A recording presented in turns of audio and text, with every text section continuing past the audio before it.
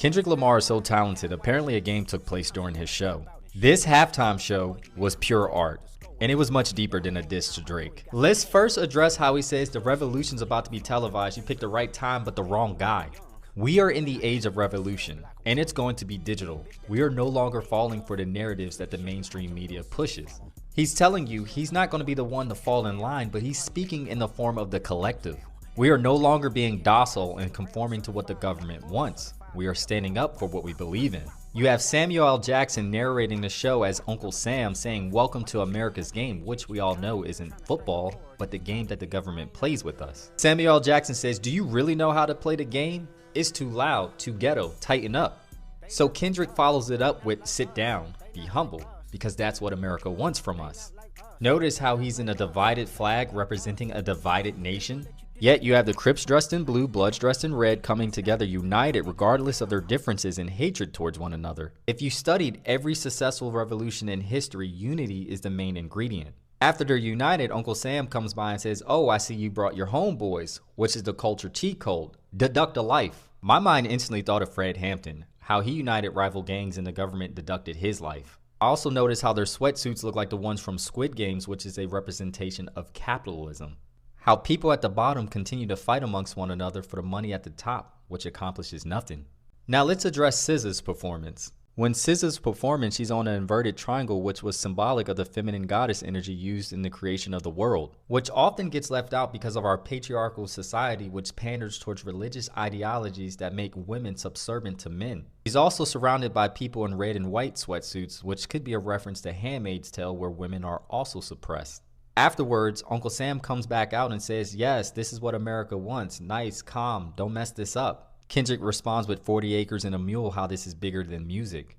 For those of you all who have whitewashed history, those are the 40 acres that were promised to enslave black people. He follows that up by saying, "You can rig the game, but you can't fake influence," which is literally how the music industry and the political system in America is set up. This halftime show met history at the right moment. Kendrick used his influence on the greatest stage in front of the leader of our country to remind you all to stand up for what you believe in. He performed not like us, knowing he would face consequences, but he did it anyway. What's even more iconic is he brings out Serena Williams and she crip walks on stage, which she was scolded for after winning a tennis match. This performance was a message of defiance to the collective consciousness and a reminder that it is us versus them. Last but not least, after he performed Turn the TV Off, I hope you turned your TV off, because it's time we stop willingly watching the distractions that are dividing us and start focusing on the people who are truly dividing us. So this isn't breaking news or even news in general. This is a post about how proud I am of everybody this week. Now on Sunday, everybody lost their shit over Kendrick Lamar's halftime show. And there were so many layers upon layers to the performance and the meaning and the significance of certain songs. And not only that, but that Kendrick Lamar is a Pulitzer Prize winning musician. People didn't know that because they didn't know who he was. So I witnessed some of the most beautiful moments on Blue Sky this week with a generation that normally would not entertain rap. Reading posts and watching his performance with closed captioning, reading the lyrics of the song, doing the research to put all the pieces together in a way that they could understand, reading articles that other people put together as to what the significance of certain pieces meant. I watched people gift articles, pay for articles so other people could read them in the comments, all so that they could do better at being an ally and understanding and just being a good human who learns about somebody else's culture instead of just fucking throwing your arms up because you don't understand it. So you criticize it and call it shit. Just say you don't want to learn. Just say it was over your head. Just say you don't understand and you don't care to understand because you're not able to open your mind and learn anything. And that's what's been abundantly clear in the wake of Kendrick Lamar's amazing halftime performance. And that's how I know that I've built an amazing community of awesome fucking people here. It's a cultural flow. 40 acres in a mule, this is bigger than the music. Yeah, they tried to rig the game, but you can't fake influence. Come on! Hey, I'm tripping, I'm sliding, I'm riding through the back like Yeah! Oh my God! Yeah! You only ass nigga trying to see comment.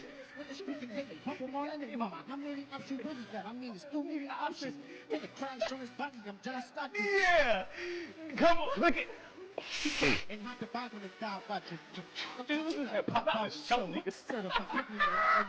Yeah. Come on! Say, Dre. Oh my God! Yeah.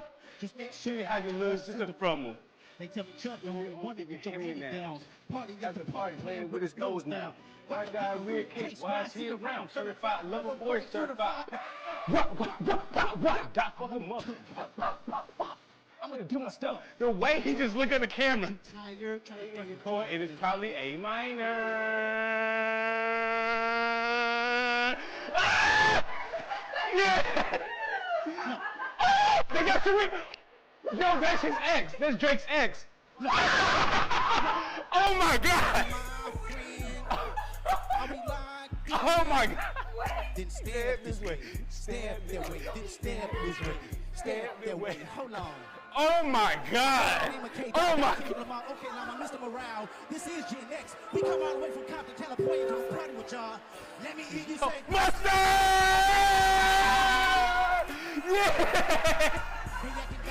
Kendrick Lamar at the Super Bowl was whack. That was one of the worst halftime shows in recent memory. First of all, Kendrick Lamar is not mainstream. Like, people do not know those songs. The white people at the Super Bowl party that I was with, he may as well have been speaking Mandarin. All right, because nobody knew these songs. Nobody knew what he was rapping about outside of Not Like Us, obviously. But nobody knows these songs. Second of all, Blickety Black, I'm so much blacker than you. Halftime shows are very passe. Like, that stuff peaked in the BLM era. It's very not of this moment. It very much does not work. And also, it's been done better. So at this point, nobody cares. Third of all, 43-year-old mother of two, Serena Williams, in a bad blonde wig, like crip walking, is embarrassing. Like, I'm embarrassed for her. She should be embarrassed for herself. It's just all really, really passe. There is nothing about that halftime performance that worked. So what I need to tell the NFL, Rock Nation, anybody that's doing that Super Bowl, try to make a show that's for all of America, because that was not for all of America. That was for like a fringe that knows Kendrick Lamar and that knows, you know, his raps. Like, you're not going to tell me that that man is mainstream, that this is some mainstream superstar whose songs everybody knows, because I am telling you, the people that I was with, those white people at this place that I was with, were looking at each other like, they didn't know what was going on. All right, I didn't know what was going on. It was whack. It was boring. It wasn't cool. You know, it's okay to say you don't understand something and that you can't appreciate it, but don't call it whack. If anything, if you see symbolism and things in there that you don't understand, it's okay to take a music appreciation course, a creative writing course, and some art appreciation courses. Because clearly, art is not your strong suit, my guy. Enjoy your glass house and your pumpkin spice lattes and your potato salad with raisins in it. Ew. Boom boom bennett. Boom boom bennett. Boom boom bennett. Go granny. Boom boom bennett. Go granny. Boom boom bennett. Boom boom bennett. Yeah, you love Kendrick. Boom boom bennett. I know you do. Boom boom bennett. Boom boom bennett. Boom boom bennett. Oh, here come the haters. Strange things did happen here, no stranger would it be if we met at midnight in the hanging tree. That was the worst Super Bowl halftime show I've ever seen, and Kendrick fans are already saying that, oh, this is a race thing. Nobody was saying this about Beyonce's halftime show. Because Beyonce's halftime show, unlike Kendrick's, had amazing choreography. Kendrick's choreography was boring. It had amazing costume design. Kendrick's costume design was boring. It had amazing set design. Kendrick's sets were boring. And Beyonce performed a wide list of songs that actually resonate with a large portion of the US population. You can't say the same thing for Kendrick's performance. Beyonce's performance was also musically impressive. You can also not say the same thing about Kendrick's performance. I think a lot of artists nowadays think that if their art has political messaging in it, then it doesn't have to be impressive on a surface level, like musically and aesthetically, visually impressive. And that's just not and never will be true, especially for the Super Bowl halftime show. People want a halftime show that is both visually and musically impressive. And Kendrick's performance was neither of those things. Uncomfortable conversations make for healthy and strong relationships. So with that being said, hear me out. There's a few different types of politics. Okay, there's politics with politicians, and then there's prison politics, and there's street politics. I spent my entire life growing up in prison politics. I was locked up for 15, 17, walked to county across the street on my 18th birthday and released. Was out for 19, locked up for 20, 21, 22, 23, got out for 24, went back for 25, got out for 26, and buried my dad the day I got out. I think differently than most people. So when I went to adult prison at 19 years old for 3 years mandatory, I got a big reality check. I got taken out of my white privilege. I grew up in a small Ohio town, and I got thrown into a situation where there's so much culture that I've never seen before, and I'm the minority. And female prison is a lot different than men's prison. It's not violent. It's college kiddie camp, honestly. But it's petty, okay? And it will drive you fucking crazy. It's like high school. So you either sit down, shut up, and learn, or you get ran through. It's like just anyone. And my conversations tend to be taken for argumentative when I'm really just getting both sides. Which is exactly why I want to share with you my perspective of this part of Kendrick's performance, because I cannot stop thinking about it. And it's pretty much how I felt through this entire election. This is the first election that I spent on the streets. And what I learned through this is I'm independent, because I think independently and I question both sides. I learned very quickly that the government abolished slavery and then immediately segregated us into a two-party system. Which is why when the dancers right before this spawned into the game, split into their own sets. If you don't know what I'm talking about, go catch up. This is a part 3. They split into their own sets during Squabble Up. And then Uncle Sam came in and said it was too loud, too reckless, too ghetto. They formed the flag around Kendrick, and then they split down the middle. And immediately after this, they start going and stomping in the streets. They transition into DNA, and then they're all stomping together in the streets. I do think this is the streets because there's streetlight poles, right, all up and down it. And that's because I think this is the prison yard. And it's all white dancers in it. I learned so much, and I was the minority for most of my adult life in prison because the population is so swayed towards Black and Hispanic inmates and white inmates. So if this is a prison yard, that's a huge statement. I was convinced during Man at the Garden when the guy's hanging on the light pole, that this is the cast of the shadow, and this looks a whole lot like the Hangman tarot card. Every single thing on this tarot card means something, but the one that solidified it for me the most was the gray. And right here it says, the gray represents a transitionary state of being, the mid-ground between opposing forces of black and white. The position of the hangman is allowing him to view the world from a different perspective. The key number is 12, and it represents transcending internal conflict to realize one's own creative potential. There's more to this, so you can pause to read. The man has a Pulitzer Prize for a reason. I'm also from Chicago. So if you want to dig a little deeper, look up the Black Panthers and how they were rallying with us white people. The government did not like that. But you got to be open-minded, and you got to be willing to take your shoes off and try somebody else's on. You don't have to agree with it, but the perspective is everything. Uncomfortable conversations make healthy and strong relationships. We can't stop talking. That's why nothing ever happens. I'm obviously just giving my interpretation and my perspective, and I think that's really important. Not everyone has the same type of exposure. And not everyone's willing to listen. So if all of us are having the same conversation, then there's no reason for someone not to listen to their own people. We have to get out of the left and the right and the black and the white mentality and turn it into an up and down mentality. Just don't stop talking and don't stop listening. The labor of African Americans is being showcased. 40 acres and a mule, this is bigger than the music. All the promises of America, including in Reconstruction, 40 acres and a mule to anybody who had been enslaved, are constantly being reneged. And yet African Americans are playing the game of American succeeding. And it is not just for white America, but all of America. This symbolism of both this game and the prison. We've locked ourselves into this game. We put ourselves in a win-lose state, and we could all lose because we could have sinned. And listen, this is a country that is not always going to march in the same direction. Notice here, the blue shirted people are not here. So you see where he's going to perform is just a segment of the overall community. And why is that? Why are we divided? Like fools, we focused on the wrong thing. But The revolution about to be televised. You picked the right time but the wrong guy. And while the flag is divided, while the nation is divided, change is still coming. They cannot stop it. So it is the end. Game over. The revolution can't stop.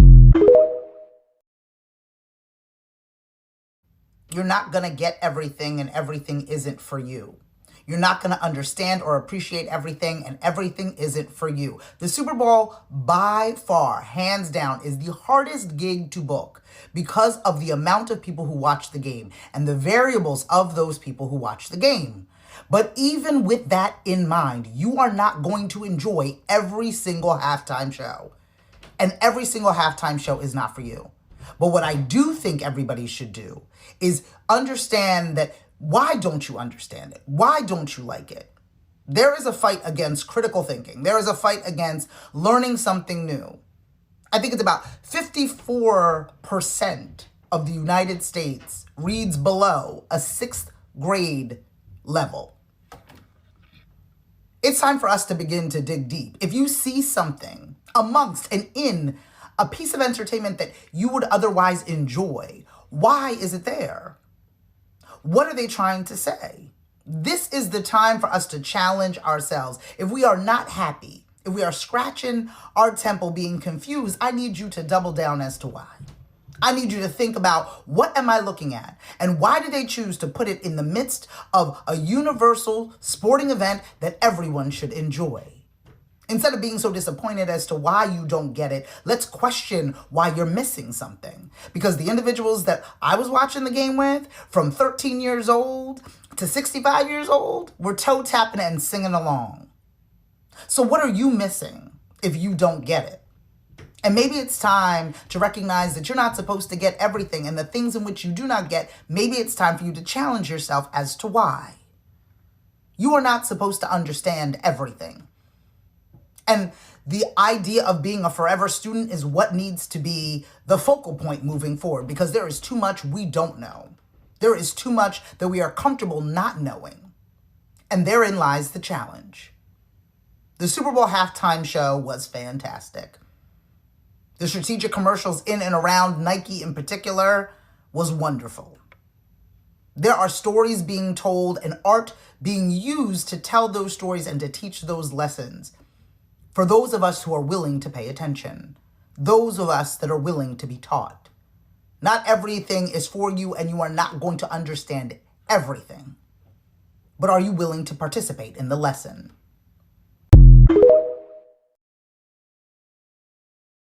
Now, I love Kendrick. I love the fact that being a hater can end up being a success. But this performance, I just thought it was really mediocre for me. Maybe because I'm not a hardcore Kendrick fan. There was a lot of the songs that I didn't know. I knew some of the mainstream ones. Like when SZA came, I was like, yes, twin.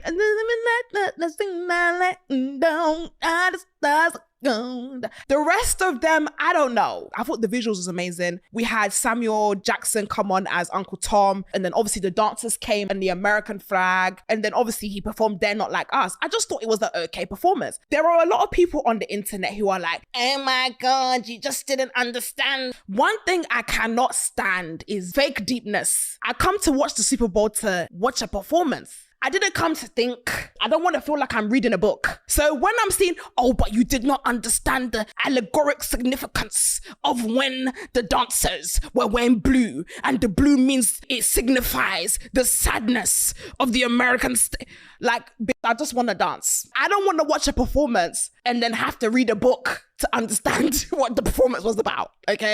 They don't like us liking Kendrick Lamar's performance or Beyonce's performance because it makes us feel seen, heard, valued, loved, respected. It gives us joy. All of those things. Our message was given in both of those performances between Beyonce and Kendrick. And then people are saying they're not revolutionaries. Because your revolutionaries do not look the same.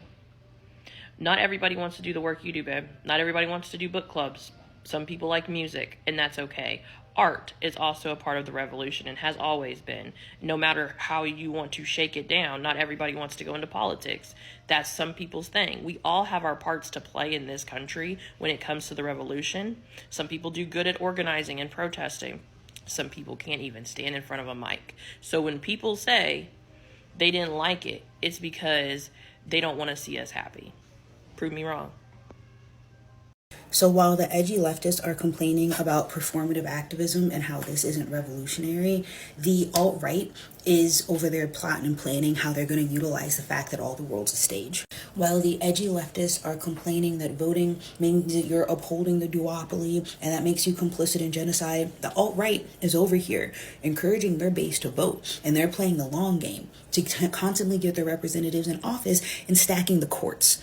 And I know that the edgy leftists understand this concept that you have to continuously do boring work and utilize imperfect tools, because y'all are out here telling everybody that they need to go to the gym, that they need to get in shape so that they can actually fight and run during the fucking revolution. And I'm saying all of this as someone who has spent most of my life as an internet edgelord. And now that I'm approaching my mid-30s, I'm chilling out. I'm starting to see things a little differently, a little more clearly. And I'm telling y'all, this shit is not sustainable. You cannot sit on the internet and just constantly complain about how our largest tools of social change, I wanted to say social control, but let's not go there. Our largest tools are like mass media communications and events like the Super Bowl. Our biggest tools are things like voting in order for us to get the things that we want socially. And if all you do is sit on the internet and bitch and complain about how these things are imperfect, how they're flawed, how they don't move things fast enough, you're never going to get anything done. Y'all, there are 127 million people that watch the Super Bowl. And a lot of those people saw that Kanye West ad, which led them to a website that sells nothing but a t-shirt with a swastika on it.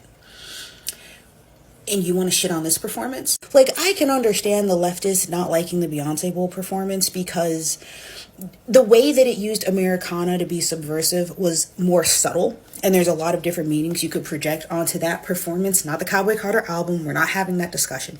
The performance, though.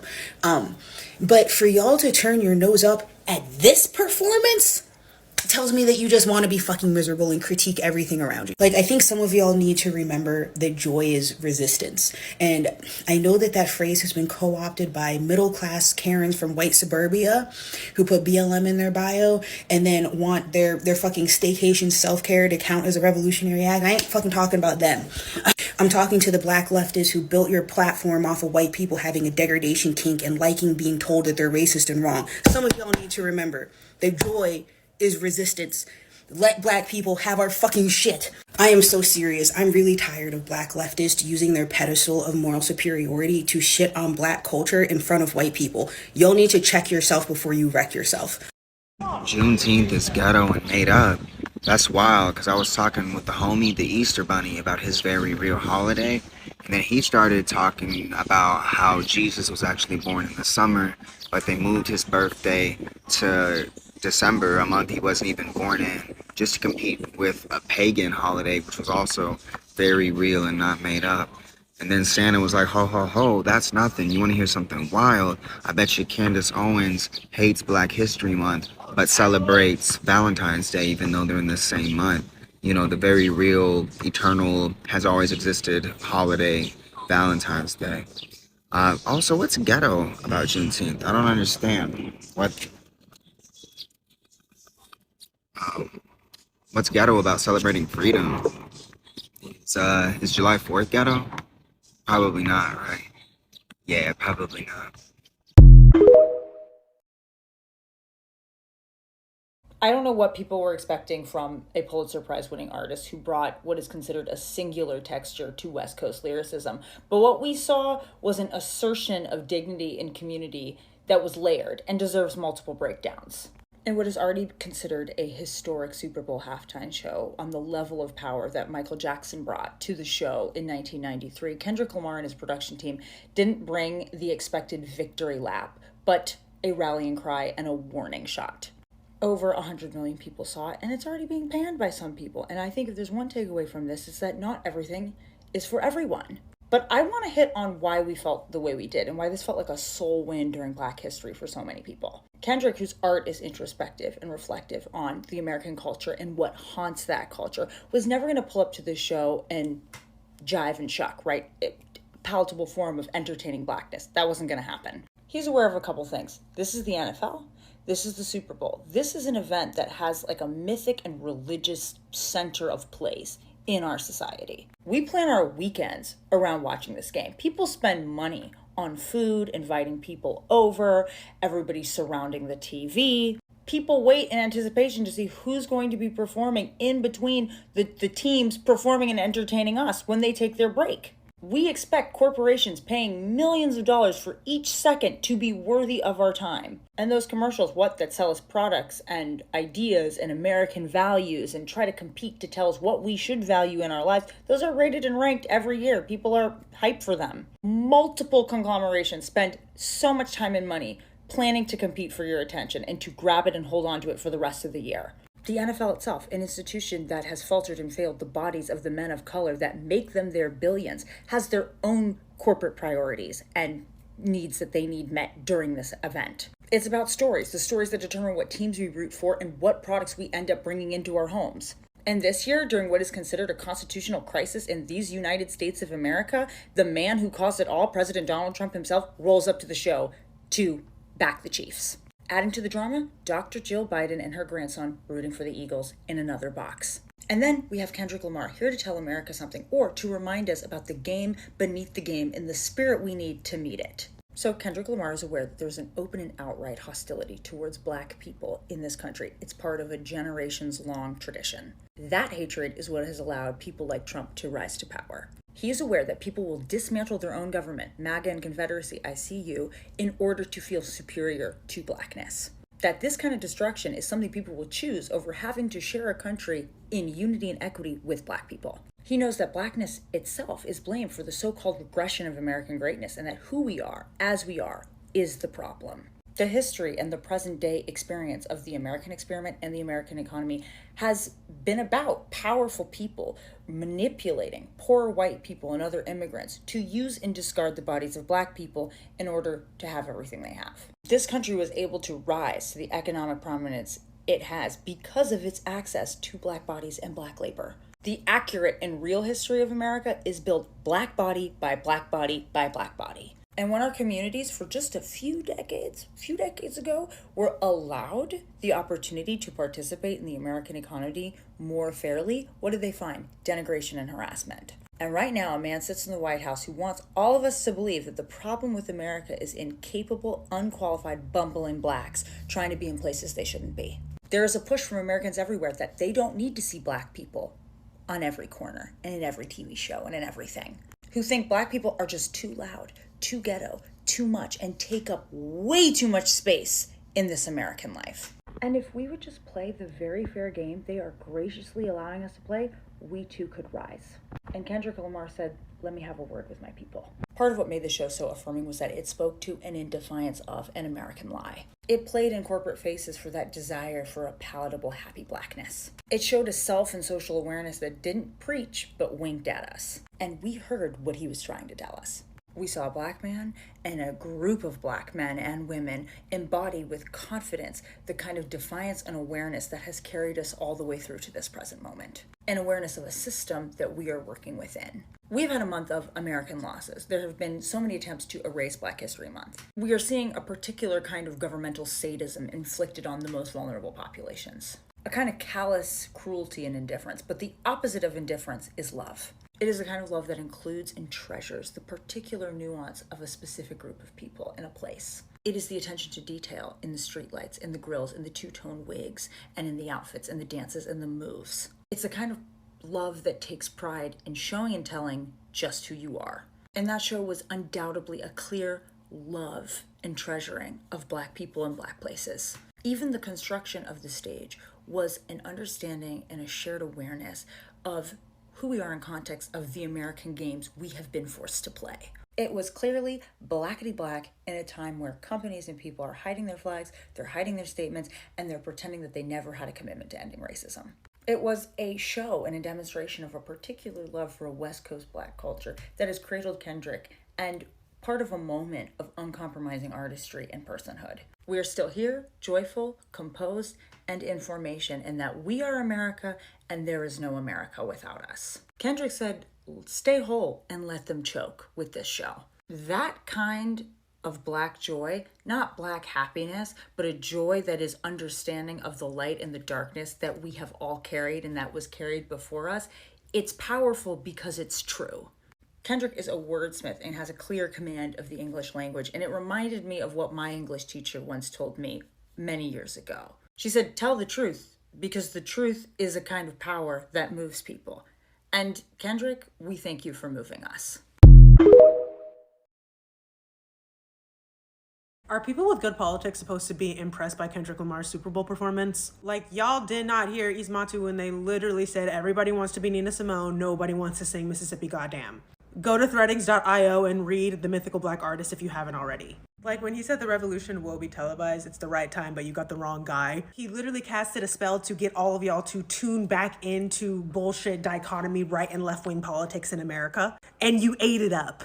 Also, to see the way iconic words by an actual revolutionary artist, Gil Scott-Heron, were completely co-opted for the empire actually made my skin crawl. Because guys, you will not be able to stay home. You will not be able to tune in and cop out. You will not be able to lose yourself on drugs. You will not be able to skip out for beer on commercial because the revolution will not be televised. It happens in the fucking streets. You know what will be televised though? Propaganda. Why do you think I'm here? Why do you think Kendrick is where he is? A-lister millionaire celebrities no longer have the luxury of being subliminal with their messages. I've been seeing a lot of mental gymnastics today trying to justify how actually Kendrick is kickstarting the revolution right now, when what he really did was make the American flag look cool. What do you think the long-term effects of that will be? What he really did is take the unmatched beauty and talent of West Coast California culture and associate it with the horrors of the empire. What do you think the long-term effects of that are going to be? The empire knows that y'all are more concerned with deification and idolatry rather than solidarity. Y'all don't see how Kendrick and SZA are literally in the line of succession after Jay-Z and Beyonce? Ismatu said it in their essay. The empire has been using amazing Black artists to placate the masses since Motown. It went through the entire Jackson family, now it's with the Carters, and in a few years, it's gonna be with the girls who all of y'all are rooting for. The Kendricks, the SZAs, the Doechis, the Megans, the Glorillaz. The empire has constructed an unbroken thread of Black capitalism to keep you satiated, and you're accepting it because you think that's what you deserve. Nina Simone is rolling in her grave. Oh my God, I can't deal with this. Like, yeah, you can embarrass a pedophile on national television, but can you fucking say free Palestine? Can you say fuck ICE? And actually, y'all are gonna hate me for this one, but I don't give a fuck anymore. Kendrick Lamar does not have a single song in his catalog that goes toe-to-toe with Hens Hall by Macklemore. There is nothing as explicitly political and with the times as Hens Hall by Macklemore. Do not be upset with me for pointing out the problem. Be upset that the problem exists. The fact that a white man is doing political rap better than an alleged artist of a generation is embarrassing. Because in all honesty, the only reason why the American flag should be in anything art related that you do is if you're setting it on fire. Do not fight me on this. You will lose. I am not going to die on this hill. I will kill you on it. Video essay on this coming this month, so subscribe to my YouTube. I can't have y'all running around here like this. I'm sick.